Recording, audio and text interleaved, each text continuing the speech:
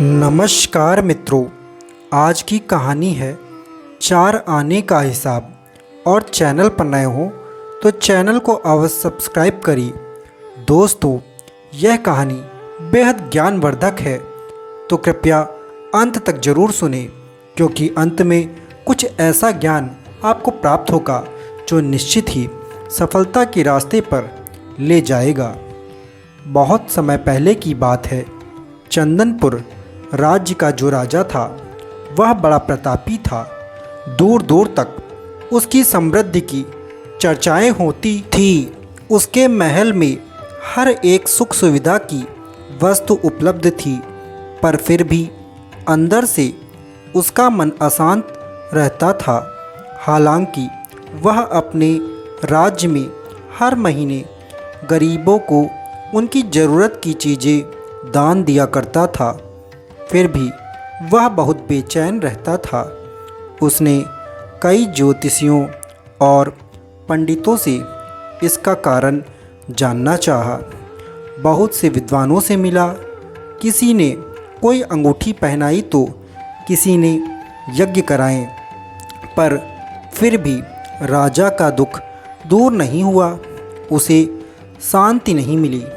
एक दिन भेष बदलकर राजा अपने राज्य की सैर पर निकला।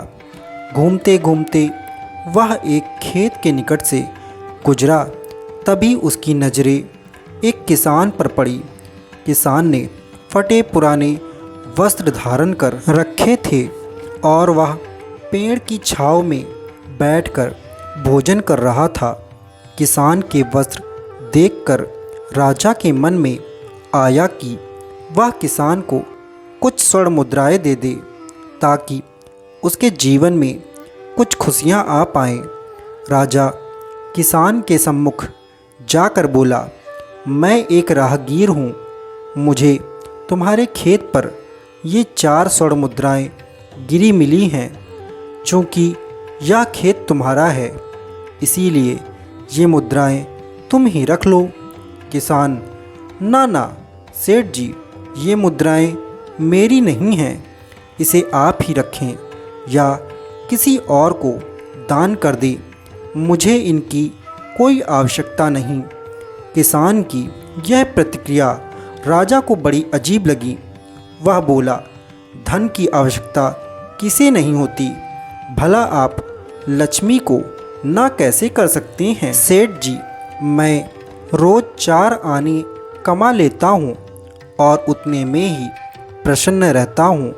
किसान बोला, क्या आप फिर 4 आने की कमाई करते हैं और उतने में ही प्रसन्न रहते हैं? यह कैसे संभव है? राजा ने बहुत अचरज से पूछा। सेठ जी, किसान बोला, प्रसन्नता इस बात पर निर्भर नहीं करती कि आप कितना कमाते हैं या आपके पास कितना धन है।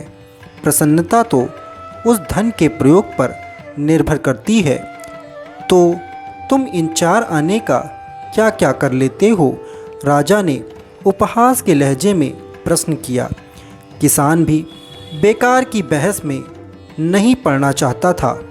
उसने आगे बढ़ते हुए उत्तर दिया, इन 4 आनों में से एक मैं कुएं में डाल देता हूँ, दूसरे से कर्ज चुका देता हूँ, तीसरा उधार मैं दे देता हूँ और चौथा मिट्टी में गाड़ देता हूँ। राजा सोचने लगा। उसे यह उत्तर समझ नहीं आया। वह किसान से इसका अर्थ पूछना चाहता था, पर वो वहाँ से जा चुका था। राजा ने अगले दिन ही सभा बुलाई और पूरे दरबार में कल की घटना कह सुनाई और सबसे किसान के उस कथन का अर्थ पूछने लगा। दरबारियों ने अपने अपने तर्क पेश किए और कोई भी राजा को लेकिन संतुष्ट नहीं कर पाया। अंत में किसान को ही दरबार में बुलाने का निर्णय लिया गया। बहुत खोजबीन के बाद किसान मिला और उसे कल की सभा में प्रस्तुत होने का निर्देश दिया गया। राजा ने किसान को उस दिन अपने भेष बदलकर भ्रमण करने के बारे में बताया और सम्मान पूर्वक दरबार में बैठाया। मैं तुम्हारे उत्तर से प्रभावित हूँ और तुम्हारे 4 आने का हिसाब जानना चाहता हूँ।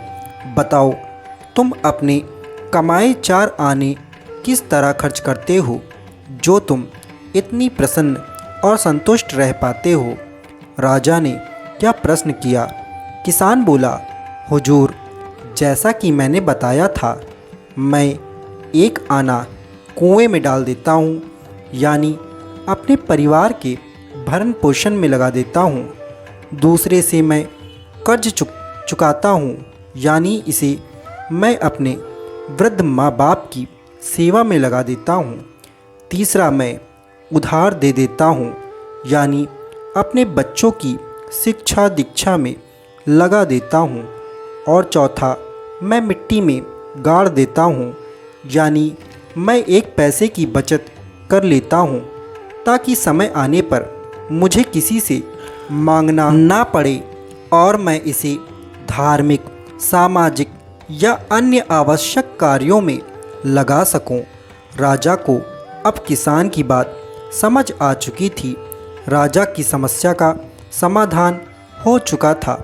वह जान चुका था कि यदि उसे प्रसन्न एवं संतुष्ट रहना है तो उसे भी अपने अर्जित किए धन का सही उपयोग करना होगा। पैसा हर किसी के लिए उपयोगी है, क्योंकि इसके सिवा पूरी दुनिया थम सी जाती है। इसका हर किसी के जीवन में बहुत महत्व है और आज हर कोई इसके पीछे पड़ा है। यह इंसान की सभी ज़रूरतों को पूरा करता है, लेकिन ज़रूरत से ज़्यादा धन इंसान को घमंडी एवं लालची बना देता है और आवश्यकता से कम धन मनुष्य को एक लाचार एवं मजबूर इंसान बना देता है। इसीलिए हर इंसान के पास ज़रूरत के मुताबिक धन होना चाहिए। लेकिन दुनिया में कुछ लोग ऐसे भी हैं जो कि जिंदगी और रिश्तों से ज़्यादा धन को महत्व देते हैं एवं यह भूल जाते हैं कि पैसे इंसान को सिर्फ ज़रूरतें पूरी कर सकता है, ऐश और आराम के संसाधन दे सकता है, लेकिन अच्छी नींद, सुख और सुकून कभी नहीं दे सकता। इसीलिए इंसान को सिर्फ धन को ही सब कुछ नहीं मानना चाहिए, बल्कि आपसी रिश्तों को भी महत्व देना चाहिए। तभी इंसान अपने जीवन में सुखी पूर्वक रह सकता है। इंसान को अपनी ज़रूरतें पूरा करने के लिए पैसा कमाना चाहिए। जाहिर है कि पैसों के बिना इंसान को अपनी ज़िंदगी का निर्वहन करना मुश्किल हो जाता है, लेकिन पैसा कमाने के लिए गलत रास्ते को कभी नहीं अपनाना चाहिए, क्योंकि किसी महान व्यक्ति ने अपने अनुभवों से कहा है कि गलत तरीके से कमाया गया धन साधन और सुविधा तो देता है, लेकिन अभिशाप की तरह एवं उस व्यक्ति की सुख शांति में भंग पैदा करता है। इसके साथ ही गलत रास्ते अपनाकर कमाया गया पैसा अपने साथ बद्दुआ भी मुफ्त लाता है। इसीलिए इंसान को अपने हुनर और काबिलियत का इस्तेमाल कर अपनी मेहनत के द्वारा ही धन का अर्जन करना चाहिए। धन का लालच इंसान को घमंडी और बुरा इंसान बना देता है। जो इंसान सोचते हैं कि वे पैसों से दुनिया की हर चीज़ खरीद सकते हैं, तो उनका ऐसा सोचना गलत है, क्योंकि किसी महान व्यक्ति ने कहा है कि पैसे से इंसान कभी खुशी नहीं खरीद सकता है, बल्कि एक निश्चित रूप से आला दर्जे की यादें ही हासिल कर सकता है। वही जो लोग ज़रूरत से अधिक पैसों को खर्च करते हैं और बचत नहीं करते हैं, ऐसे लोगों को भविष्य में पछताना ज़रूर पड़ता है।